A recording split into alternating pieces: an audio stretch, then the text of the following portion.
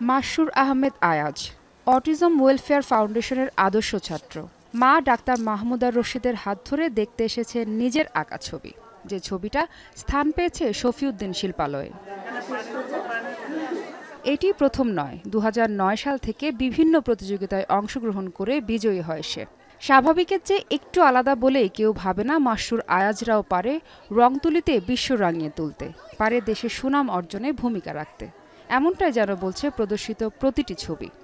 ও অটিজমে আক্রান্ত শুনে আমি ভয় পেয়ে যাইনি, আমি অনেক সাহস নিয়ে আলহামদুলিল্লাহ সবাই মিলে আমরা চেষ্টা করেছি ডেইলি লাইফস্টাইলটা যেন ওর একটু স্বাভাবিক করতে পারি, সেটাই চেষ্টা করেছি।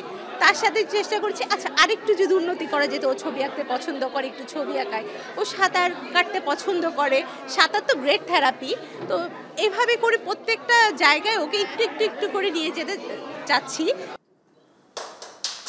আর তাদের কথা চিন্তা করে দ্বিতীয়বারের মতো রাজধানীর ধানমন্ডির শফিউদ্দিন শিল্পালয়ে অটিজম ওয়েলফেয়ার ফাউন্ডেশনের প্রতিষ্ঠাতা ও স্থপতি মাসুম কবিরের ৭৩তম মৃত্যুবার্ষিকীতে তাকে উৎসর্গ করে আয়োজন করা হয়েছে এই চিত্র প্রদর্শনী।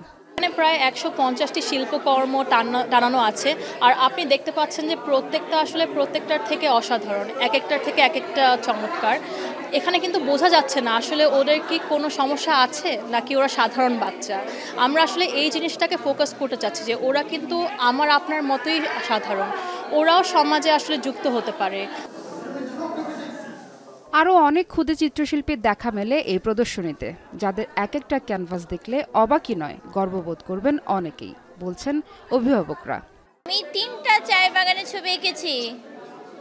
আমি ছবি থেকে নিজের ছবি এঁকেছি ফারজানা ড্রয়িং একাডেমি থেকে, আর আমার 2টা ছবি এঁকেছি। স্বাভাবিক বেবিদের মতোই বা কোনো কোনো ক্ষেত্রে স্বাভাবিক বেবিদের চেয়েও সুকুমার বৃত্তি বা অন্য শিল্পকলা বা অন্যান্য বুদ্ধিবৃত্তিক কাজকর্মগুলো যে সম্পন্ন করতে পারে, এটা তাদের জন্য একটা চমৎকার আই ওপেনার হবে। তারা বুঝতে পারবে যে না, এদেরকে আসলে হেলাফেলা বা সংকীর্ণ ভাব দৃষ্টিতে দেখার কোনো সুযোগ নেই। অটিজম কোনো সংক্রামক বা ভয়ানক রোগ নয়, বরং এটিকে যত দ্রুত বোঝা ও গ্রহণ করা যায় তত দ্রুত একজন অটিস্টিক শিশুর জীবন গঠনে সহায়তা করা সম্ভব, বলছেন প্রতিষ্ঠানটির চেয়ারপারসন। স্কুলের বাইরেও তারা যাতে মেইন স্ট্রিমে কাজ করতে পারে এবং নিজেদের দক্ষতাগুলো সমাজের বিভিন্ন স্তরে যাতে প্রকাশিত হয়, সবাই যাতে জানে, এবং তাদেরকে বিভিন্ন রকম কাজও দিচ্ছে। আমাদের অনেক বাচ্চারা আছে বিভিন্ন বুটিক্সে কাজ করে, ওরা ডিজাইন করে, ওদের দ্বারা অনেক কার্ড তৈরি করা হয়।